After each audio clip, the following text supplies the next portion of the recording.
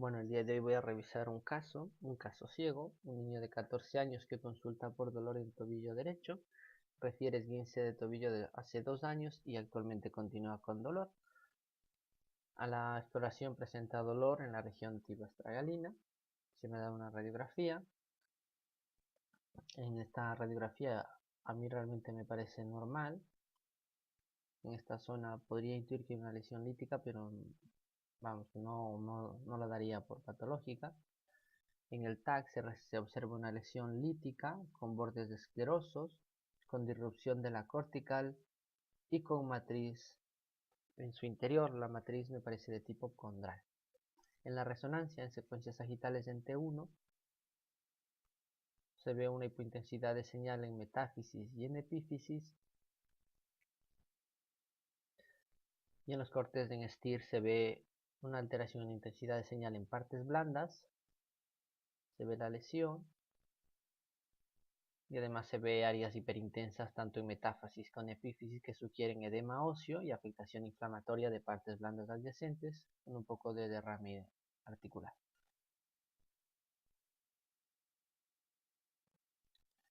En T1 la lesión tiene un halo hipointenso que está en relación con el reborde esclerótico y tiene un área hiperintensa central. Esta área hiperintensa central en T1 pues pueden ser pocas cosas. Esto puede ser grasa, esto puede ser proteínas, puede ser sangrado y puede ser melanina. En T2 persiste el anillo escleroso, se ve el edema óseo, el derrame articular y la afectación inflamatoria de partes blandas, y continúa siendo hiperintensa la lesión en T2 también. Este sería el informe. Entonces yo diría que hay una lesión lítica en metáfisis tibial de localización medular periférica con bordes escleróticos, disrupción de la cortical y aumento de densidad de tejido blandos en el TAC. En el espesor de la lesión también se identifica formación de matriz condral tipo punteada. En la resonancia, lo que les he descrito. Entonces, en el diagnóstico de una lesión es fundamental primero establecer la edad del paciente, la clínica porque si una lesión es dolorosa o no lo es, nos orienta hacia agresividad a la presencia de dolor, luego la localización y los hallazgos por imagen. Primero visualizando la edad, por ejemplo, es un paciente de 14 años, todas las lesiones que no sean frecuentes dentro de este grupo de edad lo excluimos, como el osteosarcoma parostial, el fibroma maligno o histiocytoma, el condrosarcoma, metástasis o mieloma. Entonces, si no tiene un tumor primario, podríamos descartar metástasis, y el mieloma o metástasis de mieloma también podríamos descartar, lo que no es típico en esta edad. Entonces nos quedaríamos con estos diagnósticos. Lo segundo que hay que ver es la localización, ya que si es que tiene una localización específica, podríamos excluir este tipo de lesiones. Entonces, vemos que la mayor parte de lesiones se localizan en la metáfisis, que es un área muy vascularizada, y vemos que existen muy pocas lesiones epifisiarias y muy pocas diafisiarias. Una lesión que es típicamente epifisiaria y que no es metafisiaria es el condroblastoma, pero no me atrevo a descartarlo porque hay reportes de casos de condroblastomas localizados en la metáfisis, además que es una lesión con matriz condral, entonces me gustaría estudiarlo un poco más. Por tanto, según la localización, no descarto ninguna de estas lesiones. Luego hay que valorar si la localización es cortical. Las lesiones corticales típicamente tienen un crecimiento periférico, suelen tener destrucción de la cortical o formación de matriz ósea, como el osteoma osteoide o las metástasis, la displasia osteofibrosa. Luego vemos que la lesión es medular. Puede ser medular central, como típicamente el encondroma o el quiste óseo unicameral, o medulares periféricas, como los tumores de células gigantes, el quiste óseo neurismático. Los tumores medulares periféricos característicamente suelen provocar un remodelado endostial y una expansión de la cortical.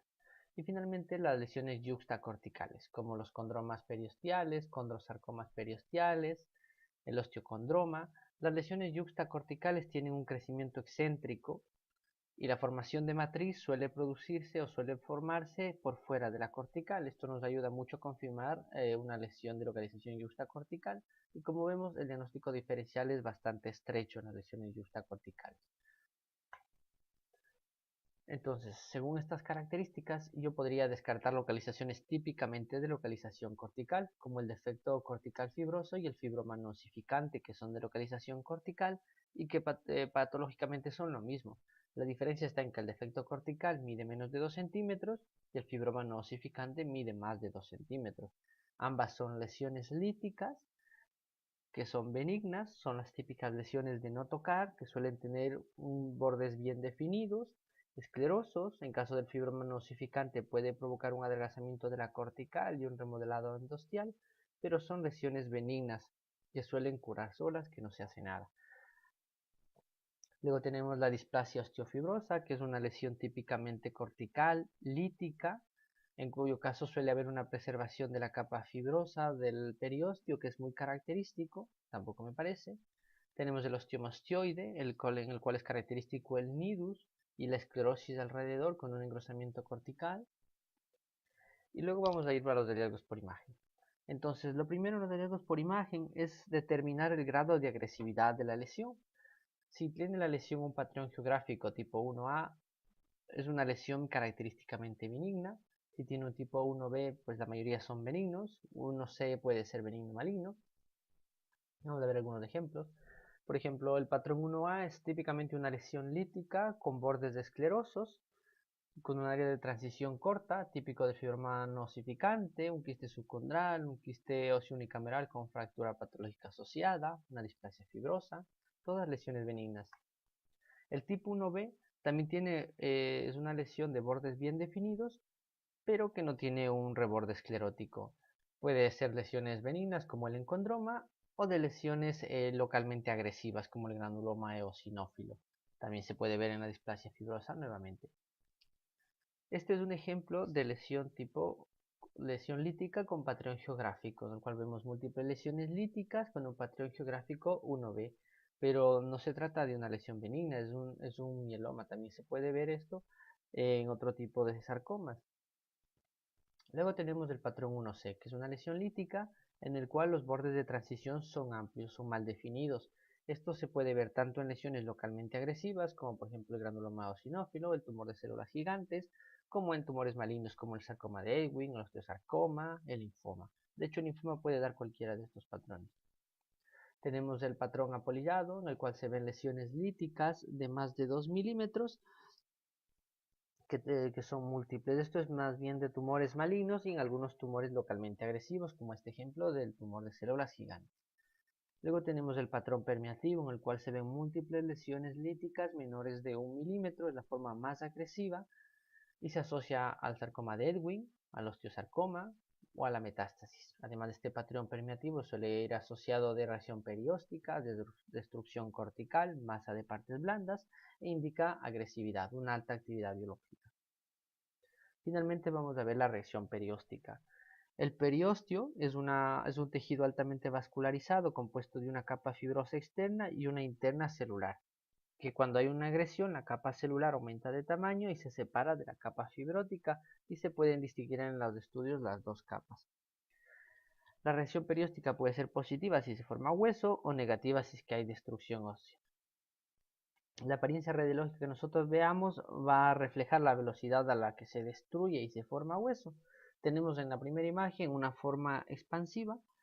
Esta lo que indica es un equilibrio perfecto entre la tasa de resorción ósea y la tasa de mineralización o formación ósea. Es posible verla, por ejemplo, en los quistes óseos, en la cual hay una expansión cortical y no hay una clara reacción perióstica. La forma sólida o sólida continua refleja una osificación de las múltiples capas en respuesta a una lesión del lento crecimiento. Es, por ejemplo, típico del osteoma osteoide. En la cuarta imagen vemos la forma multilaminada. Esta se cree que se debe a múltiples agresiones y por tanto múltiples episodios de reacción perióstica y se va a considerar una forma de agresividad intermedia. Luego la quinta imagen tenemos la forma espiculada, que es la forma más agresiva de lesión, y finalmente tenemos una forma discontinua. Esta forma discontinua se produce porque hay una interrupción en la mineralización del periósteo. Esta interrupción normalmente se produce por una infiltración tumoral del periósteo y también indica mucha agresividad. Es típico el triángulo de Codman. Entonces, según estas características de agresividad, también yo podría descartar otras lesiones. El sarcoma de Ewing. El sarcoma de Ewing es una lesión muy agresiva, con patrón permeativo, destrucción de la cortical, reacción perióstica, masa de partes blandas, de crecimiento muy rápido. Este paciente lleva 2 años con la clínica y no tendría estas características. Luego hay que valorar la formación de matriz. La formación de matriz refleja la formación de componente acelular producido por las células mesenquimales que forman el tumor o que son mayoría en el tumor. El osteosarcoma, como vemos en la primera imagen, es el prototipo formador de matriz ósea. En esta imagen vemos una matriz densamente homogénea que recuerda un poco a una nube. En la segunda imagen vemos una matriz condroide, que es típica de tumores con proliferación condroblástica, como en este ejemplo un condrosarcoma, y finalmente la matriz fibrosa. La matriz fibrosa tiene un patrón de mineralización muy típico, que es el patrón en vidrio delustrado, que prácticamente es patognomónico de displasia fibrosa, como en este ejemplo, aunque también se puede ver en el fibroma osificante. Aquí tenemos los tipos de matrices. En las 3 imágenes de arriba vemos las matrices condroides, la matriz con un patrón punteado, con un patrón floculento y también con un patrón en anillos y arcos. Y abajo tenemos los patrones de mineralización ósea, con un patrón sólido, un patrón en forma de nube y un patrón como marfil. La osteonecrosis es un tema importante a tratar porque la osteonecrosis normalmente en la interfaz entre el tejido infartado y el viable suele haber una mineralización distrófica que en los estadios iniciales suele ser muy difícil de diferenciar de una matriz condral, por ejemplo, pero que en estadios más tardíos se forma el típico patrón serpinginoso de rebordes esclerosos. Este paciente con el tiempo de evolución que ha tenido, pues obviamente no va a ser una zona de osteonecrosis. Entonces, tomando en cuenta el patrón de mineralización, yo podría descartar el quiste óseo simple. El quiste óseo simple, que típicamente es una lesión lítica, unicameral, expansiva, que no tiene matriz. El granuloma eosinófilo, que suele ser una lesión lítica, que puede ser localmente agresiva, pero que no suele tener formación de matriz. El quiste óseo aneurismático también es una lesión quística, multiloculada, que suele contener sangre y es característico de los niveles líquido-líquido, suele ser de crecimiento muy rápido, localmente agresiva, y tampoco me parece que sea el caso. El tumor de células gigantes también es un tumor que da una lesión lítica, pero que es también localmente agresivo, doloroso, típicamente se localiza en la epífisis, en la segunda o tercera década de vida, y como les decía es localmente agresivo, pero no forma matriz, así que también lo descartaría. El osteocondroma, si bien es un tumor formador de matriz condroide, es un tumor de localización yuxtacortical, y en este caso estamos viendo que es un tumor de localización medular periférica, por lo cual también lo descartaría. Entonces, las lesiones que típicamente no mineralizan son el quiste óseo unicameral, el quiste aneurismático, el tumor de células gigantes, el sarcoma de Ewing, el linfoma, y hay tumores que, si bien forman matriz, suelen mineralizar de forma variable, como el osteoblastoma y el condroblastoma. Otra característica importante a tomar en cuenta es el tamaño de la lesión. Se dice que, sobre todo en el encondroma, cuando las lesiones son menores de 2-3 centímetros, son benignos, y cuando son más de 5 centímetros, pues orienta más hacia un tumor maligno, en este caso sería un condrosarcoma. La presencia de lesión única más masa de partes blandas orienta hacia una lesión agresiva como metástasis, sarcoma, osteomielitis. La excepción, el tumor de células gigantes y el quiste óseo aneurismático, que son lesiones localmente agresivas que en algunos casos pueden asociarse a masa de partes blandas. Y finalmente, la presencia de inflamación de partes blandas siempre debe hacer pensar en un origen infeccioso de la lesión. A mí, cuando vi esta lesión por primera vez, me impresionó mucho de un proceso inflamatorio.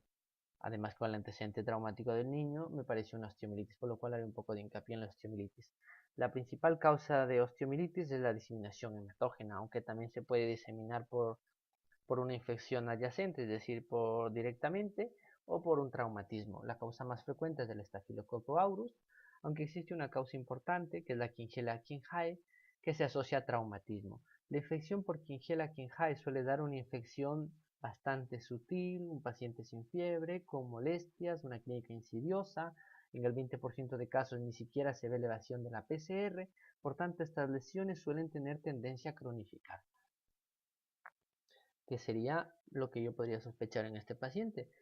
Además, la osteomielitis en niños típicamente se localiza en las extremidades inferiores y suelen localizarse en la metáfisis. En la metáfisis porque es un tejido muy vascularizado.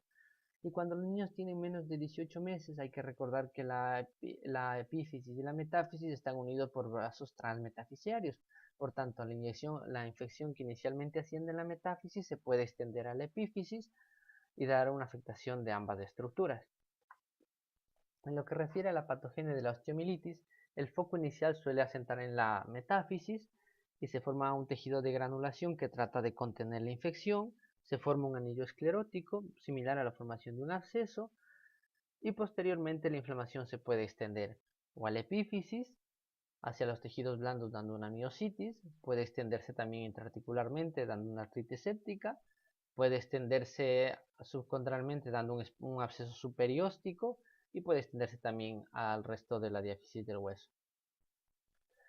Lo primero que hay que plantearnos ante la sospecha de osteomielitis es si realmente existe una infección, luego dónde está la infección y si existen condiciones drenables. ¿Por qué si existe una infección? Porque mientras más precoz sea el tratamiento, mejores resultados vamos a tener. Lo que se recomienda para el diagnóstico de osteomielitis en fase aguda en los primeros 15 días es una secuencia T1 sin contraste, un STIR y un T1 con FATSAT más contraste. Entonces, en el T1 y en el STIR lo que vamos a ver es la afectación inflamatoria, el edema óseo, la afectación inflamatoria, es decir, la miositis alrededor, el derrame articular, y en la fase con contraste sobre todo sirve para ver el patrón de realce óseo. Si vemos una zona que realza menos respecto a la imagen, como en el asterisco que estamos viendo la médula ósea que realza normal y adyacente a ella vemos un área de prorealce, esto lo que nos va a sugerir son o una necrosis o una trombosis venosa y esto empeora el pronóstico. También vemos cómo realza el periósteo con la flecha blanca. La infección en el cartílago epifisario y hueso en lactantes. En lactantes menores de 18 meses y en neonatos es difícil detectar la infección porque existe poco contraste entre la médula y la zona de infección. Esto hace que el rol del T1, el STIR y el T2 sea limitado para detectar la infección. Por lo tanto, en estos niños va a ser fundamental el T1 con FATSAT más contraste. En este ejemplo, nosotros lo que vemos es un área de contraste que se extiende desde la metáfisis hasta la epífisis y también vemos, eso está indicado con la flecha negra, y también con la flecha blanca estamos viendo una zona de realce en anillo. Esta zona de realce en anillo con un área central que no realza, tipo intensa, es un absceso. Lo segundo que hay que plantearnos es dónde está la infección, porque al ser una infección hematógena puede ser multifocal. Entonces utilizaríamos un STIR coronal para determinar los focos de infección. Luego es importante obtener una muestra para cultivo, sobre todo de hueso y partes blandas, porque la rentabilidad diagnóstica de estos cultivos es mayor que el del hemocultivo, que vemos que solamente tiene una rentabilidad diagnóstica del 40% versus el 70% del cultivo de partes blandas. Luego debemos determinar si existen colecciones drenables. Primero para el diagnóstico microbiológico, segundo porque esto permite controlar la infección y tercero para preservar la función. Los abscesos típicamente suelen ser áreas hiperintensas en T2, en STIR y con un realce en anillo en el estudio con contraste como se ve en la imagen. El absceso superióstico se produce cuando hay una disrupción de la cortical y la pus se acumula por debajo del periósteo. Típicamente tiene una morfología en V, ya que la infección queda limitada por el pericondrium a nivel de la fisis. También hay que fijarse mucho en el T1, ya que podemos ver en el espesor del absceso superióstico áreas hiperintensas en T1 que corresponden a áreas de grasa. Estas áreas de grasa se producen porque las enzimas bacterianas lisan los adipocitos y se libera grasa desde el citoplasma de los adipocitos. Esto es muy importante para el diagnóstico diferencial con algunas lesiones tumorales. Cuando hay afectación inflamatoria de la fisis, es recomendable pedir una resonancia a los 6 meses para controlar el desarrollo o formación de hueso transficial. ¿Por qué? Porque este hueso transficial lo que va a predisponer es a una deformidad en el crecimiento óseo, por lo cual es importante pedir un control a los 6 meses. Además, en este caso estamos viendo que también hay un realce de la sinovial. Este realce de la sinovial nos indica también una artritis séptica, aparte de la formación de este puente de hueso transficial. Otras complicaciones que hay que tomar en cuenta son la trombosis venosa profunda, la tromboflebitis y los embolos sépticos. Como en cualquier proceso infeccioso puede haber trombosis venosa. Fracturas patológicas. El absceso de Brody es un absceso que se produce en el contexto de una osteomielitis subaguda, es decir, entre los 15 días y antes de los 6 meses. Característicamente el absceso de Brody es un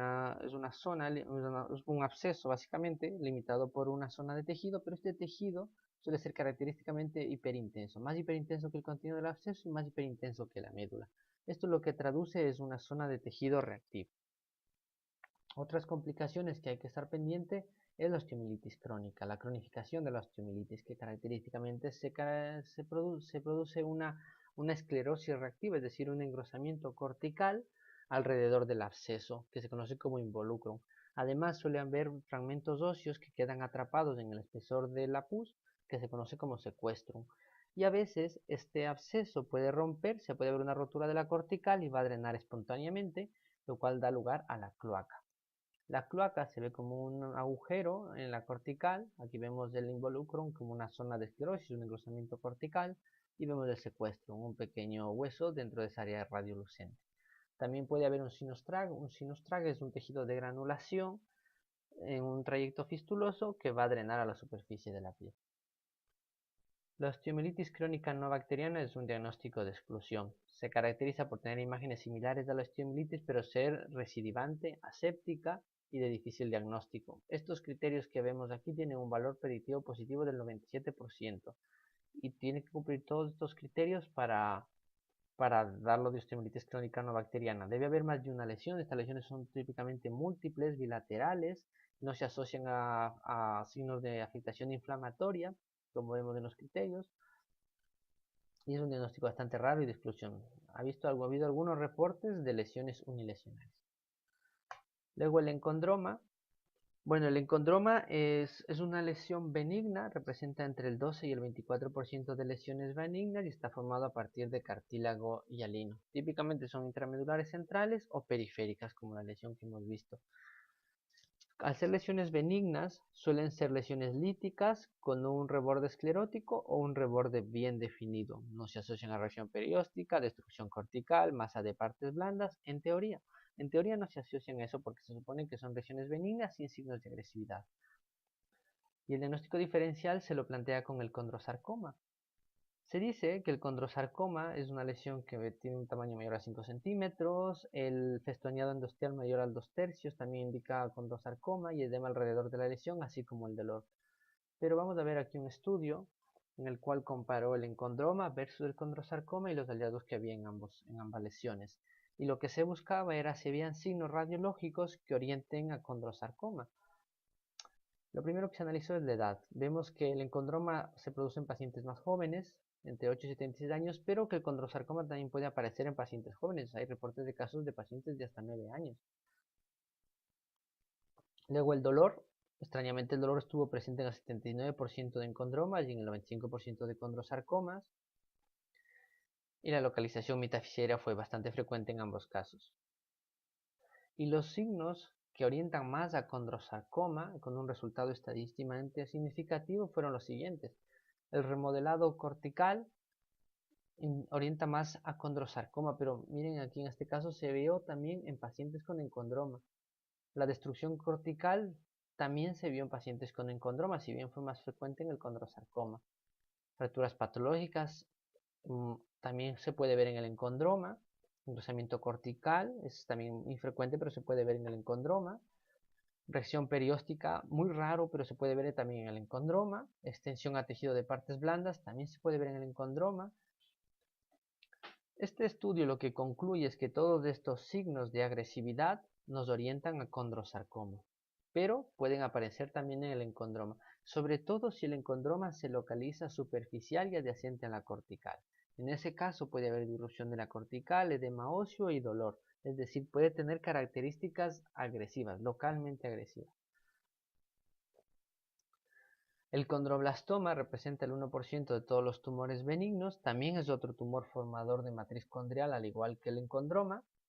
Es típico que el condroblastoma se localice en la epífisis. Es típico, pero también hay reportes de casos de condroblastomas localizados a nivel de la metáfisis. También es una lesión benigna, por lo tanto lo típico es que se comporte como una lesión lítica, de contornos escleróticos o bien definidos, sin reacción perióstica. En algunos casos se ha visto que puede haber remodelación endostial, pero cuando la lesión es superficial también puede tener comportamiento agresivo, es decir, puede asociarse a disrupción cortical, a reacción perióstica, a edema óseo, afectación de partes blandas, puede haber dolor. Y otra característica muy interesante es como aquí vemos una secuencia sagital en T1, vemos una área hiperintensa, que también es, bueno, isointensa en T2, y esta área corresponde a sangrado. Los condroblastomas también pueden tener sangrado espontáneo. Esta imagen me recuerda mucho a mi imagen. El osteoblastoma es un tumor menos frecuente aún, representa menos del 1% de los tumores benignos, puede aparecer en adolescentes y niños de 20 o 30 años. Lo interesante del osteoblastoma es que puede ser una lesión lítica, como también formadora de hueso, y mixta. Puede ser lo típico es que se localice en la espina, que se localice en la columna o los componentes sacros, como en este caso vemos una lesión lítica que está provocando un adelgazamiento cortical.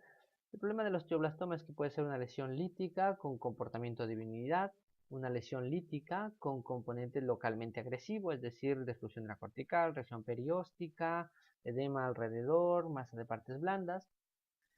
O puede ser una lesión también formadora de hueso, en cuyo caso se plantea el diagnóstico diferencial con el osteoma osteoide, además de que puede ser tanto medular periférica como cortical. Pero la característica del osteoblastoma es que es un tumor formador de matriz ósea, pero cuando está en estadios iniciales, esa matriz ósea no aparece como una zona sólida, sino como un pequeño punteado en estadios iniciales. No me parece que sea un osteoblastoma esta lesión, porque después de 2 años yo esperaría que ya se haya formado una matriz ósea, y no esperaría ver una matriz punteada. Además, me parece que claramente es una matriz condroide lo que estamos viendo, pero me parece interesante reseñar un poco lo del osteoblastoma. El fibroma condromixoide es un tumor que está formado por unas típicas células en forma de huso que se encuentran en el espesor de una matriz tanto condral como de tejido mixoide. Por tanto, al ser una lesión que contiene matriz condral, puede tener una mineralización con un patrón condral, por lo cual hay que tomarla en cuenta. Esta también es una lesión benigna que tiene una lesión lítica de contornos bien definidos y es característicamente polilobulada. Es muy frecuente que se localicen en la tibia y sobre todo en la metáfisis.